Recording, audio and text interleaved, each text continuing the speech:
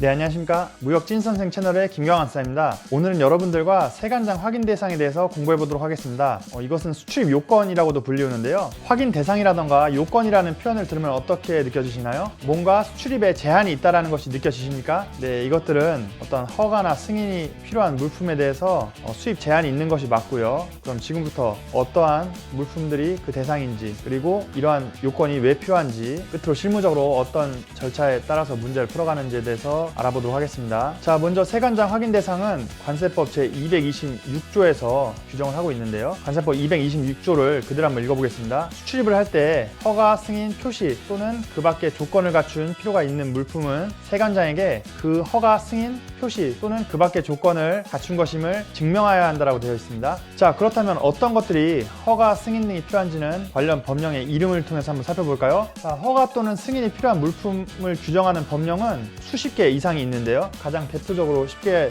접할 수 있는 법령 몇 가지를 좀 살펴보겠습니다. 이러한 법령의 이름만 보더라도 대략적으로 어떤 물품에 대해서 허가 또는 승인 등이 필요한지 아실 수 있습니다. 식물병역법, 식물의 수입 방법에 대해서 규정합니다. 자, 수입식품안전관리특별법, 수입식품에 관한 내용이고요. 가축 전염병 예방법, 뭔가 수입되는 가축이라던가 육류 제품들의 수입 방법을 규정을 합니다. 자, 화학물질관리법, 화학물질에 대한 내용이고요. 전기용품 및 생활용품 안전관리법, 전기용품 및 생활용품의 수입 방법에 대해서 규정을 하고 있습니다. 자, 전파법, 유해한 전파가 나오는 전기 회로를 갖춘 상품의 수입에 관하여 규제를 하고 있습니다. 자, 그런데 이러한 허가, 승인 등이 왜 필요할까요? 제가 이해를 돕기 위해서 쉽게 설명을 드리겠습니다. 여러분들이 어떤 코드를 갖춘 전기 제품을 수입해서 코드를 꽂았는데 그 제품이 터져버렸습니다. 여러분들 안전에 굉장한 영향이 있겠죠. 그리고 여러분이 수입 식품을 먹었는데 식중독에 걸렸다던가, 여러분이 수입 화장품을 피부에 발랐는데 피부에 곰보가 나거나 피부병에 걸리게 되면 어떻게 될까요? 마찬가지로 여러분들의 안전과 건강에 대단한 영향을 끼치게 됩니다. 자, 이러한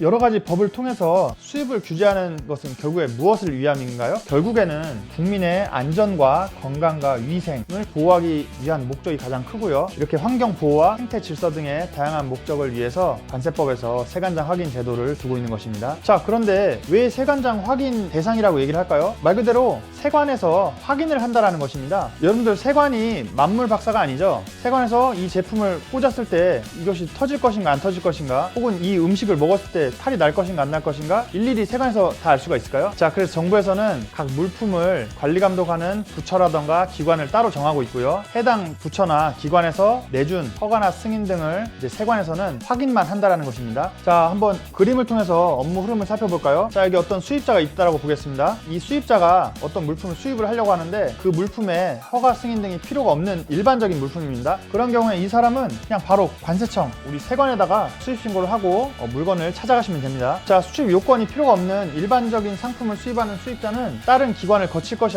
없이 바로 세관에 수입 신고를 하고 수입 신고가 처리가 되면은 물건을 빼갈 수가 있습니다. 자, 그런데 이제 식물이라던가 식품, 이렇게 이제 세관장 확인 대상으로 지정이 된 상품을 수입하려고 하는 사람은 세관에 가기 앞서가지고 해당 물품을 감독하고 관리하는 기관에다가 먼저 수출 요건을 받으셔야 합니다. 한마디로 내가 이러한 물품을 수입하려고 하는데 수입해도 괜찮겠습니까? 라고 확인을 받는 것입니다. 자, 이렇게 이제 관련된 신고를 하시게 되면 해당 기관에서는 관련된 승인 번호를 이제 내주게 됩니다. 그것이 이제 요건 승인 번호일 수도 있고요. 아니면 면제 승인 번호일 수도 있습니다. 하여튼 간에 수입해도 괜찮다라고 하는 승인 번호를 내주게 됩니다. 자, 그럼 이 사람이 이제 수입 신고를 하실 때 그 승인 번호를 기재를 해서 수입 신고서를 작성을 하셔야 합니다. 이렇게 해서 이제 수입 신고를 하게 되면 이 세관에서는 이제 해당 기관에서 실제로 그 승인 번호를 내준 것이 맞는가 대조를 해보고요. 이제 문제가 없다라고 여겨지면 이제 수입 신고를 수리를 하게 됩니다. 자, 그런데 이렇게 기관에다가 신고를 하고 승인을 받고 관세청에 신고하는 일련의 절차가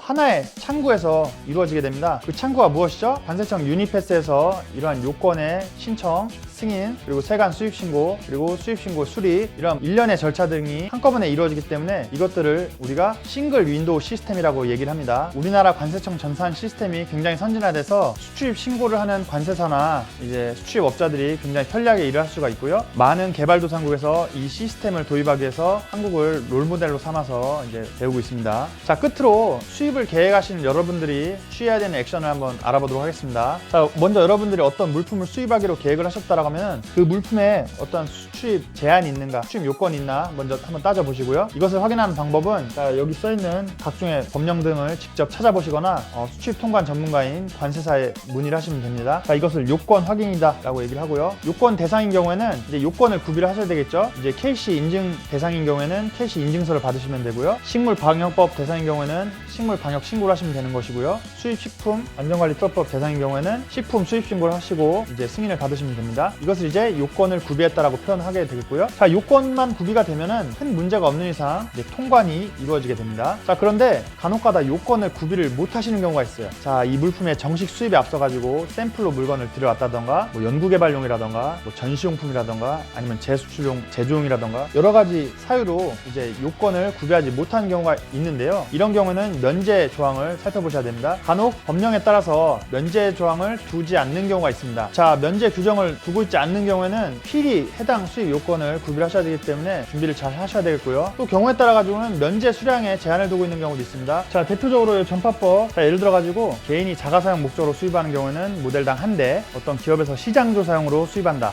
모델당 3대, 적합성 평가나 테스트 등을 위해서 수입하는 경우에는 모델당 10대씩 수입을 허용하고 있고요. 이제 연구개발 목적이다 하는 경우에는 모델당 1,500대까지 수입에 제한을 두고 있습니다. 자, 그렇기 때문에 요건 면제 규정이 있는지, 면제 규정이 있다라고 하면 면제는 어느 정도 가능한지 사전에 체크를 해보셔야 되겠습니다. 자, 오늘 이것으로 세관장 확인 대상 수출입 요건에 대한 학습을 마치겠고요. 이 내용과 관련하여 추가 문의사항이 있는 경우에는 무역 찐선생 김경환 선생에게 연락을 해주시기 바랍니다. 그럼 오늘 컨텐츠는 이것으로 마치겠고요. 오늘 내용이 도움되셨다면 구독과 좋아요 부탁드리겠습니다. 시청해주셔서 감사합니다.